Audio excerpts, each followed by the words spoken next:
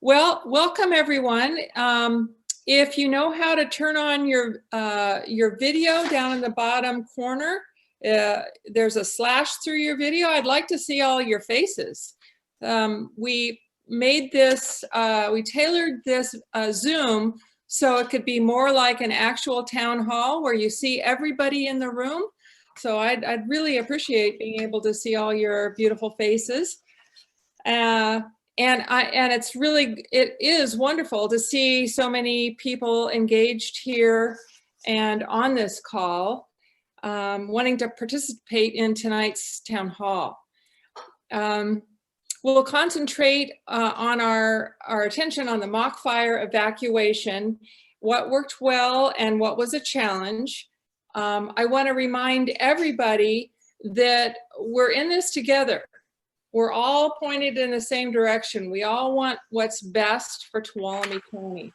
And that's why we're here. We're here to, if there's any way possible, we can improve the evacuation process or anything else that happened during the evacuation. We want to be able to hear from you about that. So with that in mind, I'd like to set the stage for tonight, not take up too much time because I want to have time to hear what you have to say. But there are going to be a lot of people on this call, so please be concise with your comments. And maybe mention just one thing that worked well and one thing that was a challenge for you personally in your experience, not your neighbor's experience or anybody else. And do stick to the facts. What happened, when, the important things that we need to know so that we can make corrections if there are corrections to be made.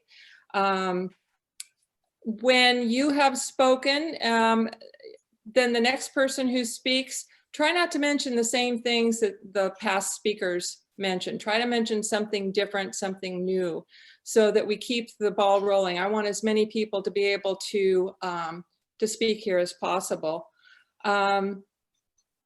And another important point, and I hope people know what I mean by this, let's not go into story. You know, this happened, then this happened, then this happened, and oh, my aunt so-and-so. Let's just stick to the facts and make it so that your, whatever comments you have are constructive and helpful, and that you're respectful and courteous in your comments, okay? That's really important to me. Everyone who wants to speak will probably not get a chance to unless we're just really efficient. And I don't know if you're all going to get a chance to speak. So for those of you who don't, or for those of you even who do and only speak on one topic, may not have told us the whole story. So please consider either emailing me or definitely filling out the survey. We have a survey for you to fill out, or you can write, or you can tell people who weren't able to get on the call, they can write to me at number 2 South Green Street in Sonora.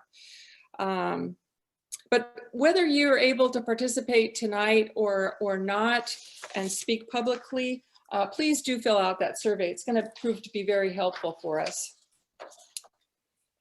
All right, so we have other people besides myself gathered here to be with us tonight. People that want to listen to your comments and answer any questions you may have. And Dory will talk about how to do the questions if you have one. But Dory Beets is our new OES, Office of Emergency Services Coordinator. She is our very first, in this county, our very first full-time OES coordinator. That's huge. So you'll be hearing from her pretty soon. I'm almost done. But I want to introduce everybody that's on the panel tonight that can possibly answer questions that you may have. So she's here and she's going to kind of facilitate this meeting. We also have with us Sheriff Pooley and Neil Evans, the undersheriff. Now we have Chief Nick Cashy. He's the fire chief for not only GCSD, but also for Tuolumne County Fire Department. And do we have Andy also here? Andy on the call? Yes. Andy Murphy is Tuolumne County Fire. We have Liz Peterson here, who is a former OES coordinator, and she's now, her title is Senior Analyst for the CAO's office. We have Mike Mazouk. He is the Animal Control Manager. And we have Randy Matashok, CHP Commander, and also Debbie Calcote from the American Red Cross. Did I miss anybody? Anyway, we have star power here tonight. So, you know, when was the last time you had every single one of these people available, ready, and willing to listen to what you have to say? So let's make the most of this tonight. And thank you all of you on the panel for coming and wanting to be here tonight. It means a lot to me, and I know it means a lot to the people who have decided to join this call. So with that, I'm going to hand this over to Dory Beets, our OES coordinator. Thank you, Supervisor Half, and honored to be here tonight. Just a few logistics for everybody.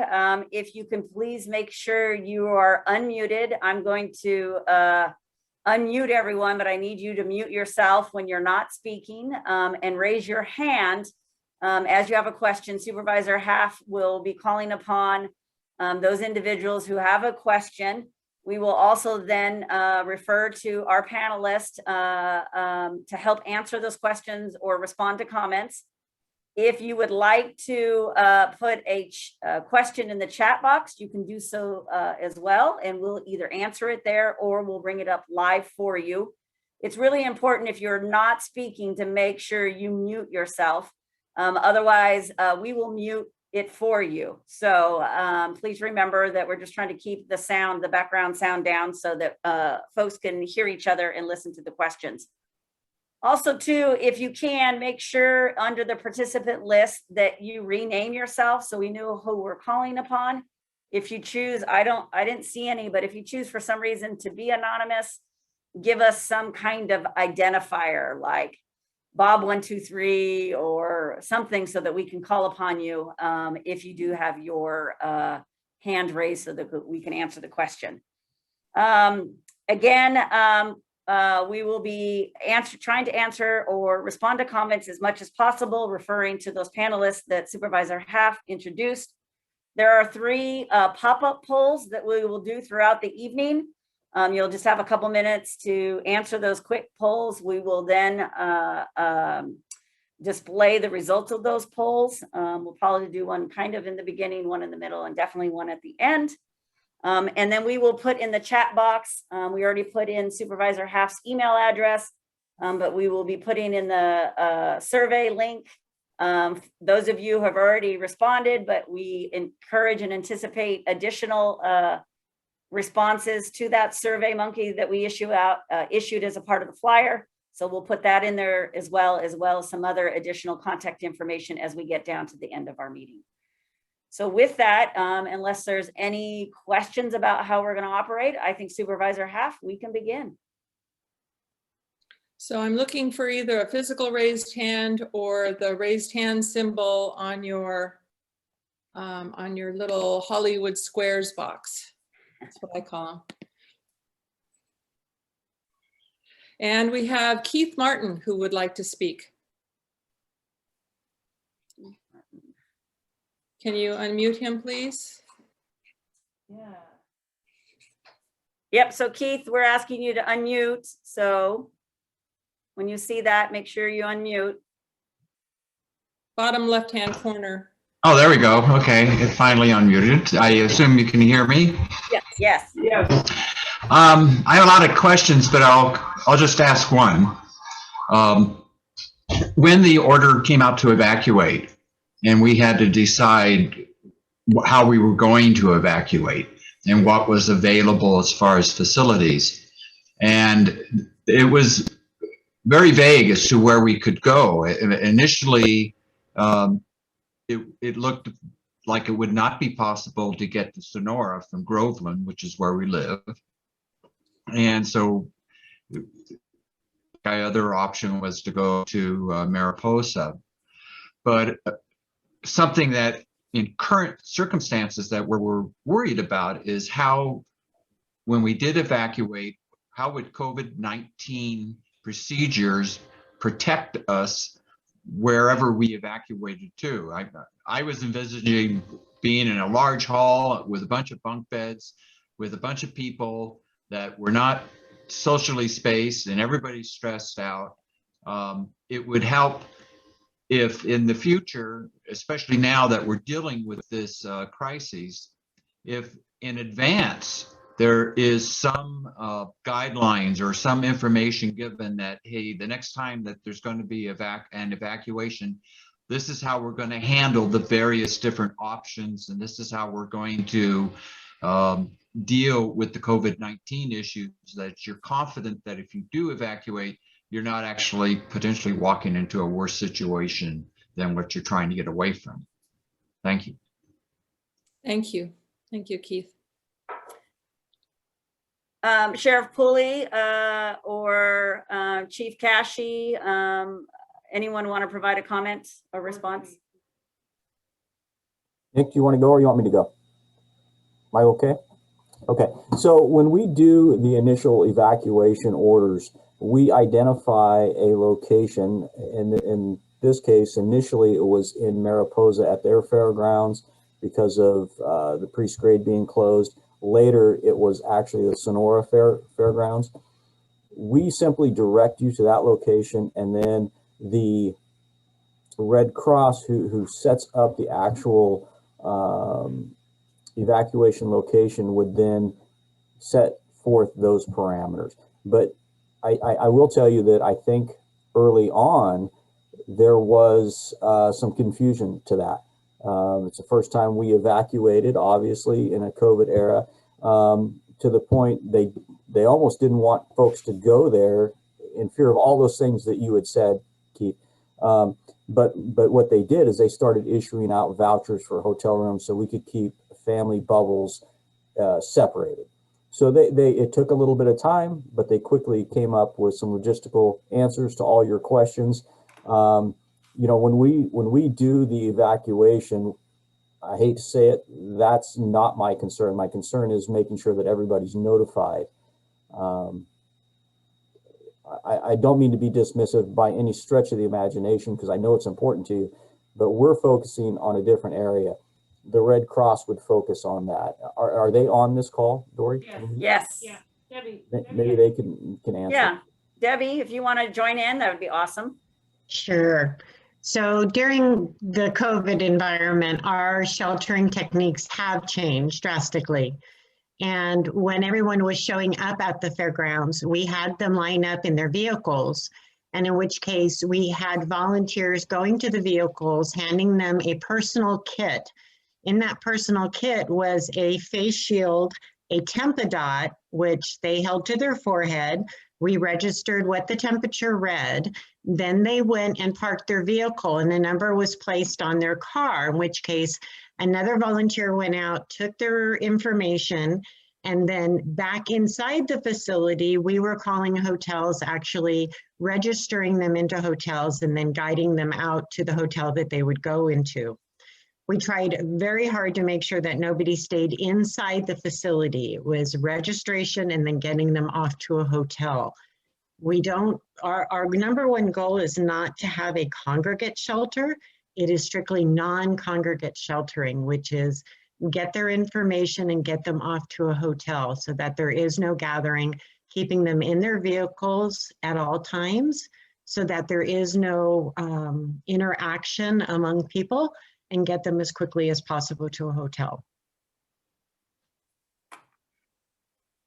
Great, thank you. And Keith, I hope that answered your question. You got another one? Well, not just a follow-up in that it does answer the question. I wish this information had been available at that time. That's a good point. Yeah, very good point, and we will definitely take that into consideration as we move forward. So thank you, Rick, for that. All right, I see Jeff Paulson. Oh, wait a minute, you have to unmute yourself.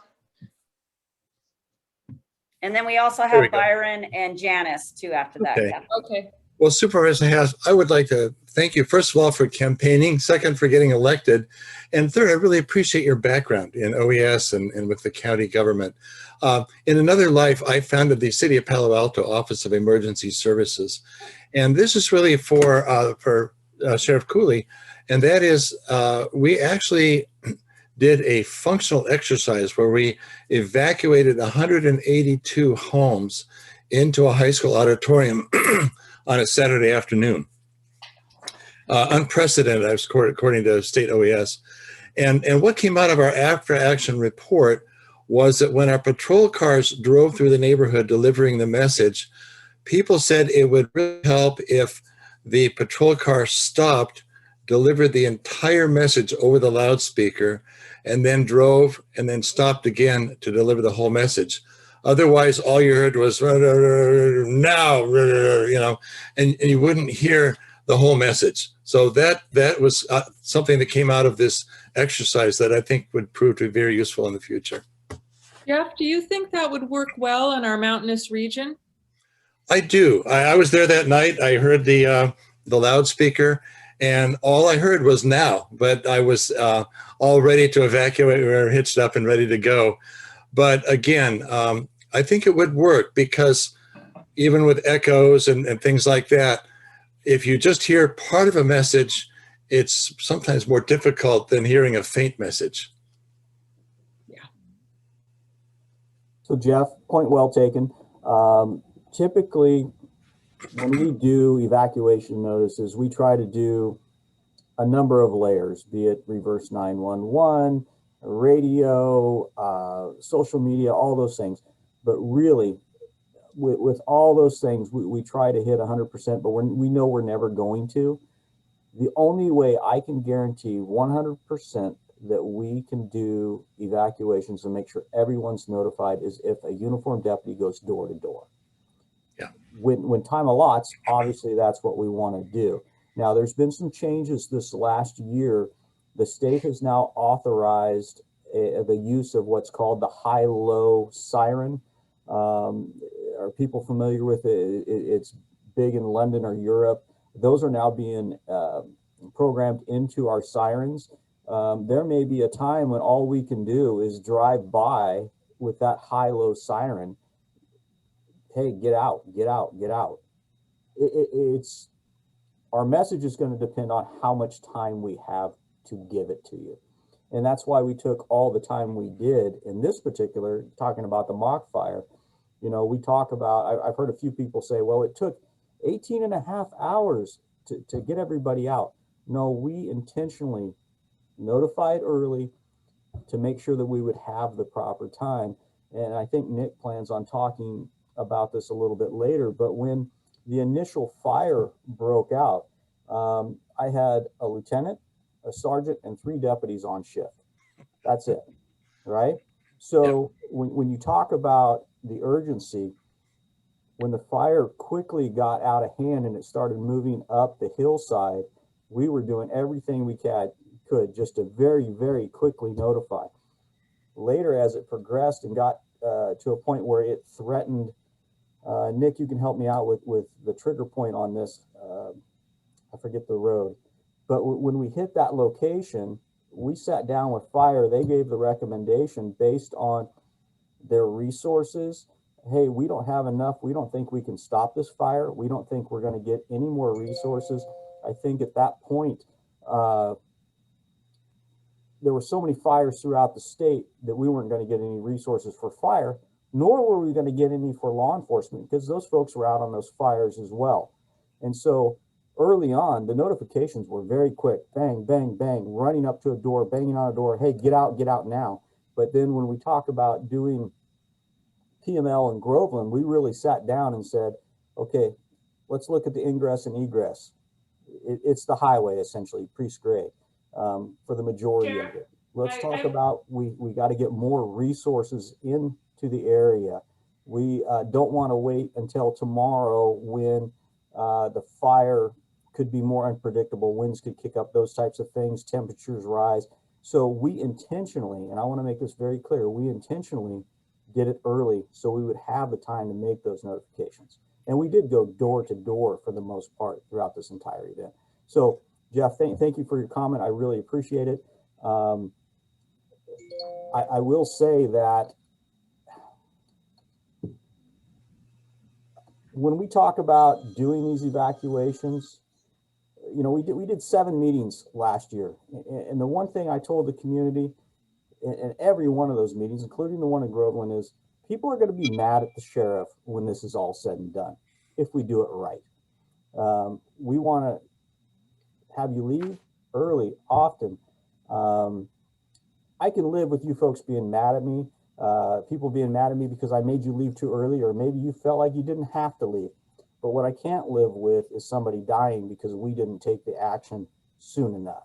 So we intentionally took that time, I guess is my point. You know, Sheriff, I should have said this early on. You did a great job, and I've managed fires, controlled burns, earthquakes, and I really appreciate evacuating early. We drove down the hill in the smoke, but things were moving along, and no one was in danger at any time. So you did the right thing with limited resources, and I really appreciate it. Okay, we're going to go to the next speaker, but before we do so, Sheriff Pooley, there was one comment that they couldn't hear you, but I think it's because if you're having trouble hearing on your computer, it probably has to do with your own setting on your own computer for the volume. So make sure if anybody's having trouble hearing, that you look to your computer controls for the volume and turn it all the way up. All right, so Dory, you know who we have next? I think it was Byron and then Janice. Yes, Kathleen, is mic working? Yes. All right, thanks.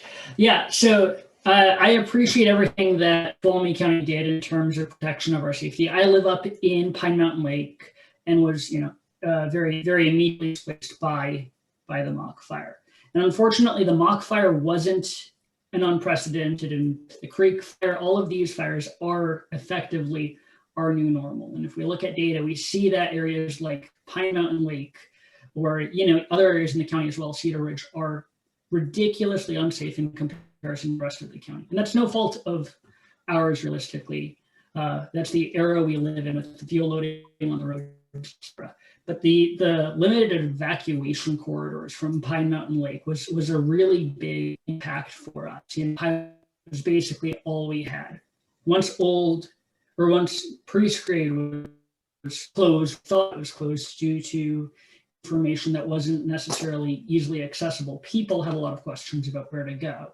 I screwed up. I was in the field that day. I had less than a tank of gas by the time I got home and the evacuation orders, and didn't know if I had enough gas to make it through the park to Mariposa. And even so, it would have been wonderful to know if there was an evacuation corridor that could get me down to Sonora, where I had friends, where I had a couch to sleep on, gas stations, etc. And so I do wonder if there is an opportunity for us to have very clear, marked and maintained evacuation corridors in the case of a catastrophic wildfire.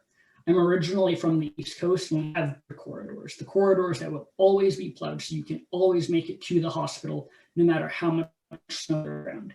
And I wonder if there would be an opportunity to do something like that for some of these highways, to know that no matter how bad the fire gets, it is accessible. You will be able to leave there. I understand there's no such thing as a complete guarantee, but it would be very helpful. I also had 2 elderly neighbors who did evacuate due to a lack of accessible information, and then for them, as well as Keith Martin had talked about, a lack of understanding of where they could go. They're older, they don't move quickly nor easily. Somebody knocked on their door, and by the time they got to their door, whoever it was had already left. And so when I went and spoke to them, they were not actually aware of, there was no power at the time, and they didn't have a real understanding of what had happened. I ended up evacuating, leaving them behind. And we called the sheriff's office, who did send another unit to check on those people due to the fact that I was able to give that personal and direct information. And they chose to stay anyway. They didn't evacuate even after that direct contact. And after the MOC fire was done, they felt justified and validated in it because their house didn't burn down. Thank you for being such a good neighbor, Byron. Thank you for being such a good neighbor. Okay, who is next? Sheriff, if I could address one aspect, I know evacuations lie with you, but in regards to a dedicated evacuation route for fires, do you mind if I speak to that point real quick? One thing with this incident particularly, due to the fact that we were on day 4 of the largest fire siege California has ever seen in its history, the resources we had were not that of a typical incident, let alone we're going to be that of a typical incident several days out. The only operational aspects we had at the time that we could account for was trying to keep the community safe through evacuation. And that seamless transition at the incident command post with the sheriff's office and that decision to do so went as good as it could be. But one thing I've learned in my time with CAL FIRE, traveling up and down the state on major incidents, is when you're dealing with a disaster, even when it does go as good as it can, it's never going to be smooth. But we can always learn from it. In regards to dedicated evacuation routes, the one thing about a fire that's typically different than another natural disaster is it's so dynamic depending on where it starts and where it can be. Dedicated routes that are going to work all the time is not something we can guarantee. The last thing we would ever want to do is have a dedicated route that becomes compromised and we send everybody that way because that's what we train for. We default to our training and it ends up being something that's hazardous. And so what we have talked about through the fire-wise meetings that we had over the last year prior to this incident, we're having community members being educated into several different ways in and out of their community that could be utilized during a wildfire, whether it be your main thoroughfares or alternate routes, etc. And I think, Sheriff, at that point, you know, it lies solely with your shop, but the fire aspect is just so unpredictable depending on location and conditions and all these variables of the weather, time of day, relative humidities that influence the behavior. It's really tough to have a dedicated route, especially when they're already limited in a place like Groveland. So Nick, if I can add to that, we're not, I know the meeting here is about the MOC fire, but when we talk evacuation routes, it's all emergencies. You know, obviously 120, you think in your head is the perfect route. Everybody can use it. But I can tell you, what was it, 2 years ago when we had the flood, there was a propane tank floating down the middle of 120, right? So if we would have sent you to that area, it could have been disastrous. Cars were getting stuck. And so it just goes to what Nick said. We can't just say, this is your route. We designate the routes based on the emergency, where it's coming from, and the type of emergency. So I just wanted to point that out.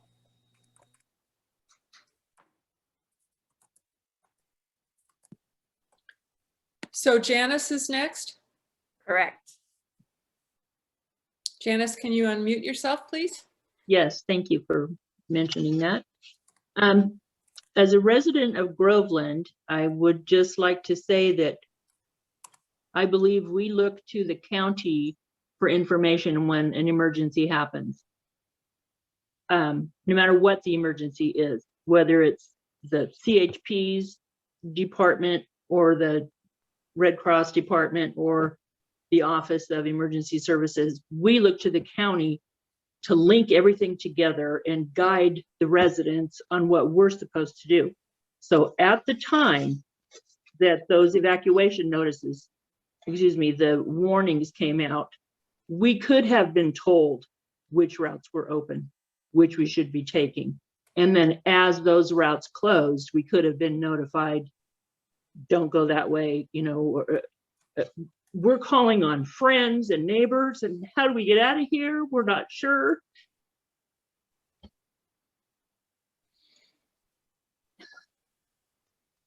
So as leaders in this community, I think any excuse for people not to know where to go during an emergency is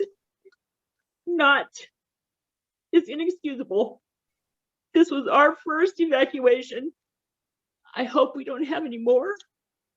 I pray we don't have any more.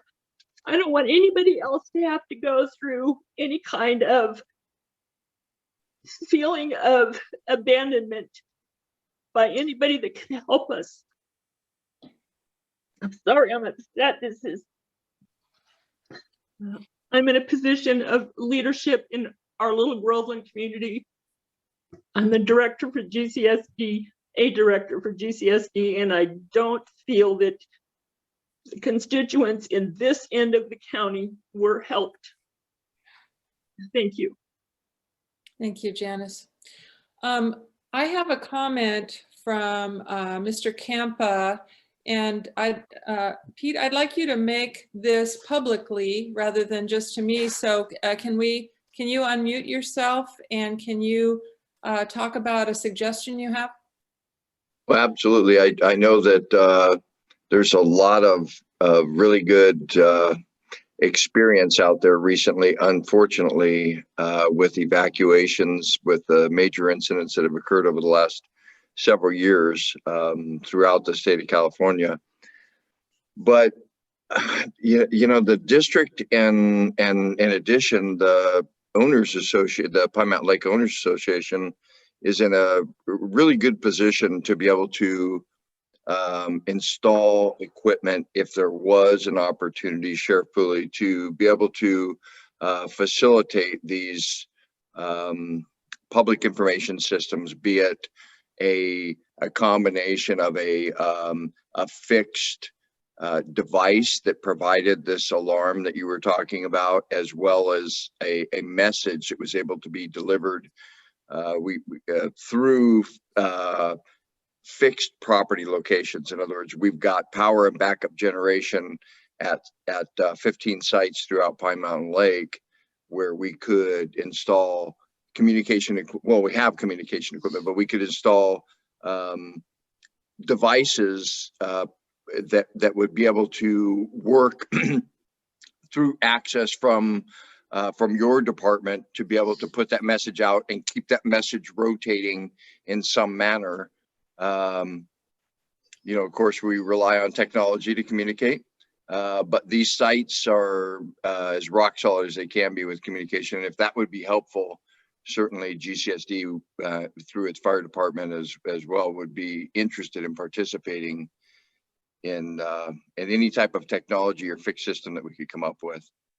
So that goes all the way from sirens to actual verbal messages. Is that one, you know? Absolutely. You know, and in addition, signboards, you know, when we update our hazard mitigation plan and all of that, if we could identify those components, there's another round of the Building Resistant Communities grant coming up through FEMA. That's a major source of funding. And if we pulled this countywide and came up with ways that GCSD could assist, the sheriff could assist the fire department, and drop these signboards around the community that said, go this way, not that way, you know, that you could control, Sheriff Pooley, in some way, or control the messaging so that there was a unified command in that situation. I think that might be helpful. I don't mean to just throw this out in a public venue, because we may not be able to work out the details, but Peter, I will tell you this: we're already looking at a system that will do very much what you said. We're looking at it. There's a group of individuals that approached us with they want to do a study in the Pinecrest Basin. How would these work? Would we be able to broadcast far enough given the trees? And so we're already looking at that. We're talking about, do we do it with just a siren and of course all this has to go along with public education. You know, do we do a siren? Do we do a siren with a message?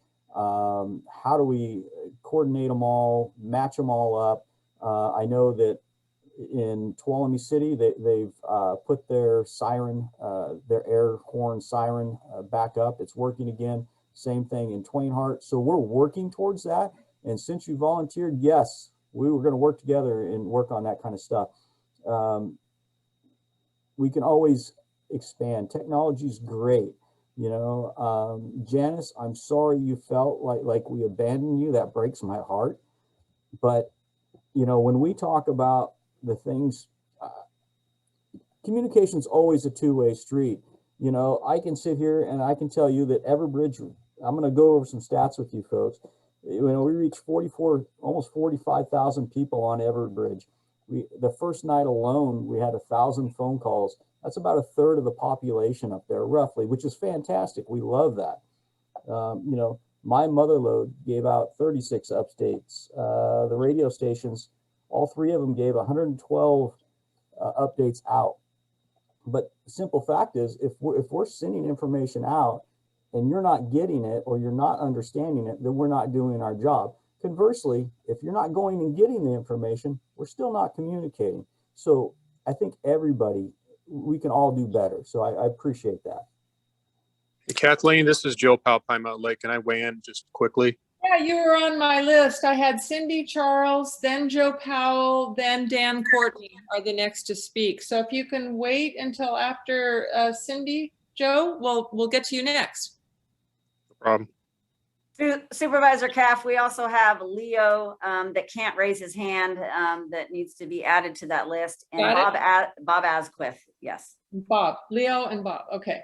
So Cindy, unmute yourself. Yes, I'm unmuted. I had prepared comments for 2 minutes, but I will abbreviate them given the way this is going. So I want to tell you, I'm Cindy Charles. I live on Wagner Ridge off of 2nd Karate Road. My home was in a direct path of the MOC fire. So the property is directly above Moccasin. There's only one exit road, and the fire was below the steep hill. I got here to my property in the late afternoon, coming from Sonora. Had to take Wards Ferry Road, which was pretty hairy, but got up here, and the power was out, as everyone knows. My cell phone, Verizon doesn't work anymore. I don't have a landline. The internet, I don't have rural internet here. So we were aware that there was a fire. I needed to get up to my property. I got here. We saw sheriff and CHP officials up along Merrill Road giving, I guess, evacuation notices. We got up here. We were loading our cars with our belongings, and then left. And when we were leaving Merrill Road, we saw the sheriff and CHP leaving.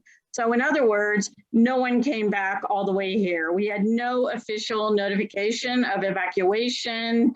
We were on our own. We had to make our own decisions. And so, yes, we were able to get out, but it was really, really disappointing and actually shocking that no one came all the way back here to tell us what was going on.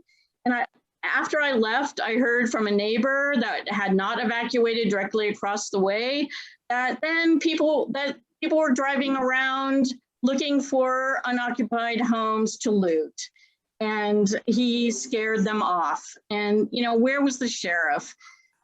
It was overall, the evacuation from our perspective was a non-event. I mean, we had to figure it out. There was no notice. I don't know what the solution is, but something has to be done, not just for Groveland, but along the entire 120 corridor, because this has been a current issue. So I really want to thank you for having this town hall and the opportunity to express our concerns. And I just wanted to share my experience because yes, I am on the outer edge, and thankfully my beloved cabin, you can see it's an old place, but it was saved. But next time, who knows? I really thought when we left it was gone. So thank you. Thank you. Joe, you're up. Thank you.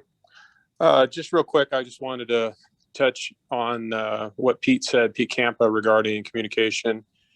Our director of safety has put together, did a little research for us, looked at some companies that, that sell this kind of equipment, and they put together a proposal for us for the Pine Mountain Lake community that could possibly be utilized, obviously outside of Pine Mountain Lake into Groveland and other areas. But it's expensive. It does there's a lot of overlap on what the county already does with the Everbridge and things like that. So, we can coordinate our efforts and and work on something like that together, and pool our resources, maybe get some grant funding. But I can tell you, having lived here 30 years and gone through several evacuations, this one was a little bit different. And I think a lot of it had to do with the fact that there were no outside, but there was a lot of limited resources with regard to CAL FIRE due to the other fires in the state that really hampered what was going on. And we struggled getting information out to our members as well, in addition to what the county was doing. But we kept pumping information out as fast as we could, as much as we could, to get it out there. But there are some folks that aren't on social media, and then folks that weren't even now aware of Everbridge, and it worked great. I can tell you the reverse 911 and Everbridge text messaging, everything worked great. Immediately following the MOC fire, all the agencies, the key players and OES, we all had our after action meeting, and I basically provided you with all the behind the scenes information on that. But I could tell you that there's a lot of folks up there here that were scared, and a lot of it's communication, but like Sheriff Cooley said, it's a two-way street. So what we've done is immediately following that is we put out an easy to read guidebook, an emergency preparedness guide for our members, got it out there and for guests, renters and such, and started trying to promote that, kind of give folks an idea of, what to do, because, it is true. The fires are dynamic and one route may change in an hour, so you really got to watch it. But we appreciate the job you guys are doing, and we're happy to step in and do what we can whenever we can, and we'll work together with you on it. That's great, Joe. I especially like hearing that you prepared an emergency preparedness guide, because I know not everybody up in Pine Mountain Lake is a resident. Some are visitors, like in Airbnbs and so forth. So that's awesome. Dan Courtney, can you unmute yourself? Hey, Kathleen, real quick. Does that work? 10 minutes. Great. Thank you. And thank you for hosting this. And we no longer have to say supervisor-elect like we had to say for a year. So congratulations. Thank you. And by the way, I wanted to thank, before I talked about the MOC fire, I wanted to thank those of you during the rim fire. I have property on Sawmill Mountain Road. We were burned through by the rim fire, as you all know. We lost a couple cabins. My uncle lost his brand new place during that, and wanted to thank Sheriff Cooley, helped us out at that time, met me personally at the roadblock, dealt with the situation where PG&E was in there clear cutting everything, dropping good healthy trees onto areas that were on fire, and so forth. But we had great support during that time. CAL FIRE, they had blue team camped out of my meadow. First it was the West Virginia and the North Carolina crew. Then we had the school bus full of Eskimos. That was interesting. And we're here to talk about the MOC fire, and you've got about a minute left about your experience in evacuation. So I want you to use your time wisely. Thank you. Will do. Thank you. And I'm aware of the time frame. So with regards to the MOC fire, and I understand that's the purpose for this meeting, I didn't get an alert or anything. Again, we're at Sawmill Mountain Road. More disturbingly, there were two fires prior to that on Sawmill Mountain, which we did not get alerts for. One of them was the mountain fire, which drew a big response and a quick response from CAL FIRE, and thanks and for its service. But we have not gotten any notifications for any of those three fires during that time. And also wanted to point out that for the future, we're in a real hazardous situation with the possibility of the hotel going in and blocking the only exit we have from our cabins on the Highway 120. So it seems like a very dangerous situation. It's very similar to the campfire situation. And I don't know what can be done about it, but we hope that you're conservative with regards to putting in new developments and also continue to be proactive in finding our evacuation routes. And thank you for all the help through the years. Thank you, Dan. We've got Leo Mora next. Leo, if you can mute. Supervisor Half, real quick. Chief Cashy, I think, wants to respond. Okay. Sorry, Chief. No, thank you for the opportunity. I just wanted to be able to communicate a few things as we continue on, but one of them primarily is the silver lining to whatever occurred on the mock fire right now is there's more awareness to the local community about what an evacuation scenario can be like, how chaotic it can be, and all of the little things that need to be incorporated in so we can be best prepared. Our job, not only in mitigating the fire and working with the cooperators, you think of evacuation, there's kind of three segments that go into it. There's the recommendation from fire based on activity of what the fire is doing and what the appropriate times are to evacuate. There's the interaction with the sheriff's department on the coordination of that, and then the sheriff with the authority to do the evacuations. And then with that, our county OES in regards to the notifications to the constituents of the evacuation coming. None of that is notifications supersede the fact we still have to go, or the sheriff still has to go door to door to do that. With this though, the awareness that we can all be better prepared, there's a lot of resources that we can provide to the community. For those that weren't able to attend the town hall meetings we did a year ago in regards to this, it doesn't mean that there's not other avenues we have for education on how to be best prepared for an evacuation. If there are main thoroughfares that can be identified regardless and not dedicated, but at least identify with the community of the main ways to get in and out of the community safely, and we can make those known, that's one step closer to limiting that chaotic event of which way to go, right? Our website has numerous resources. We have pamphlets and handouts, and I just want to kind of get this going as this is a great opportunity for everybody to kind of take some personal ownership and be best prepared for this event should it happen again.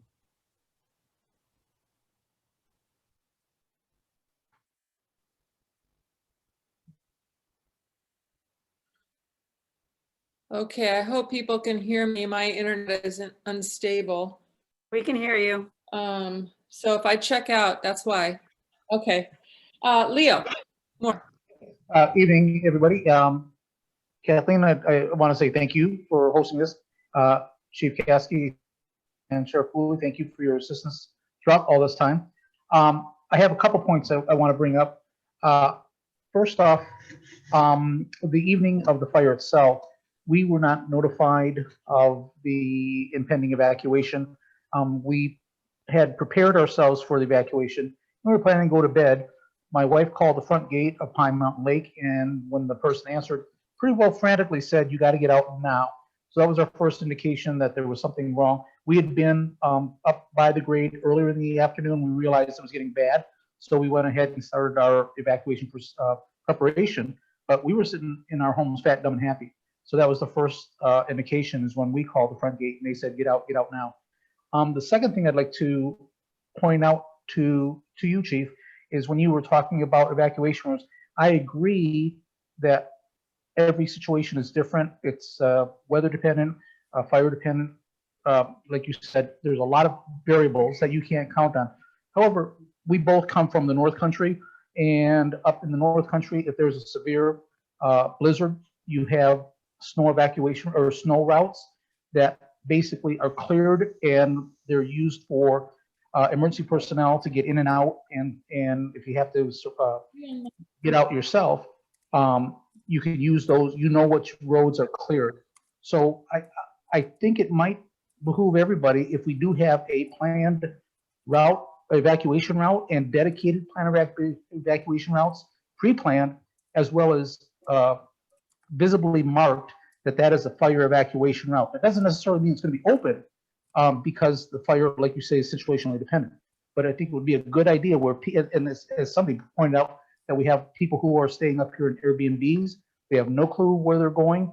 It would be, I think, a very good situation to basically have a pre-planned route that somebody who's not familiar with the area can at least start heading that way. If it needs to be shut down, you have somebody blocking it off and say, go this route on this route instead of this route. I think that would behoove us an awful lot and help us out. And lastly, I'm not sure, because I wasn't here during the evacuation itself. We'd taken off pretty much in the middle of it, and we went the back route. Were considerations given to making all the roads one way, or were there still two-way roads? So that, and I understand totally that it's hard when you have emergency equipment having to come uphill. But if you're trying to get everybody off the hill it seems to me it would make a whole lot of sense, just like in sporting events, where streets are turned into one-way events or avenues, and the only way out is the one-way out, and both lanes are utilized for the evacuation. Now, I'm not sure if that happened or if it has been discussed or thought about, but that's another consideration I think probably should be considered, considering we have such a limited evacuation route system in this area.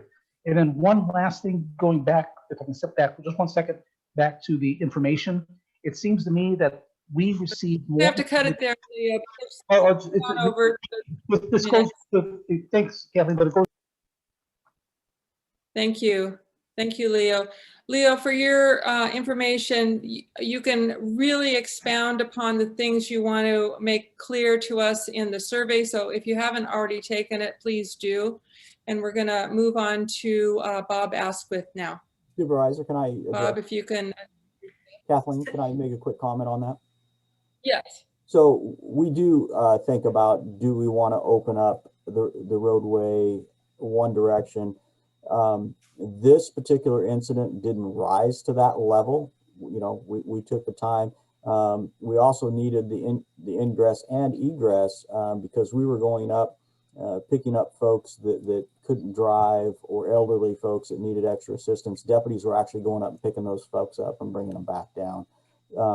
If it gets to the point, as you know, Nick and I talked earlier, if it ever got to the point where we have a wall of flames, we will be out there. We're going to solicit CHP.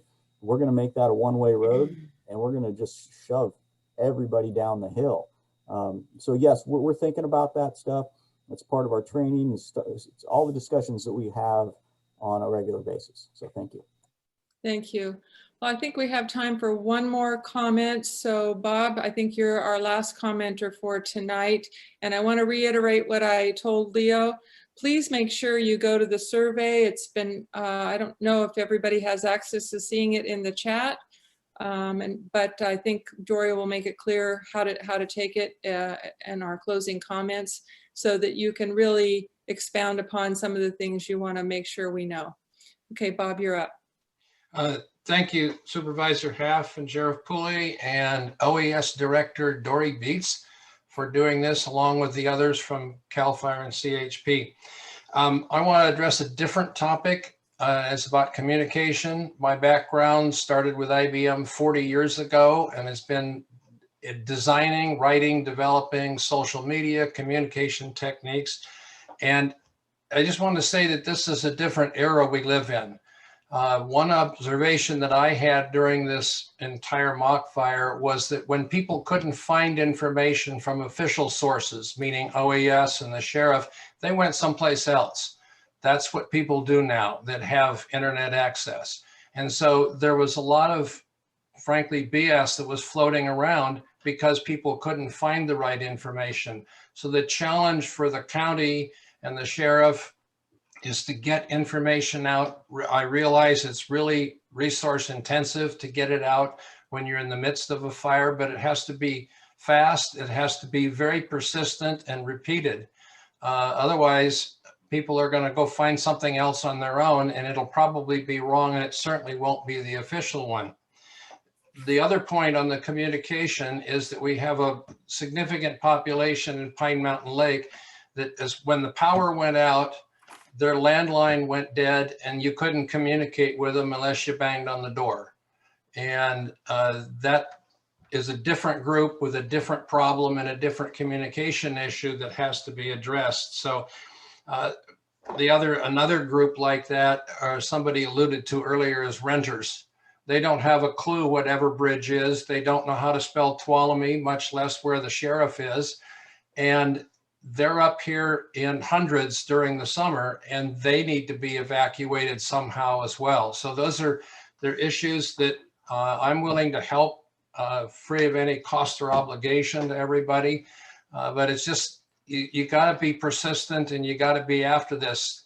15 phone calls and 30 emails is not enough because people may miss one or two, but that's, I think, a big problem up here. Bob, we may want to also, I know you're in charge of training CERT team in the Groveland area, and we may want to have a conversation about how to get CERT involved in evacuations to add extra man and woman power to that whole process. Have a conversation with the sheriff about how CERT can help. I think we need to do that. And the Tuolumne County CERT leader for the group is right here, Carol Hallett, as well as Dory Beats is quite involved with that. So we need to get the whole county CERTed. That's a new verb.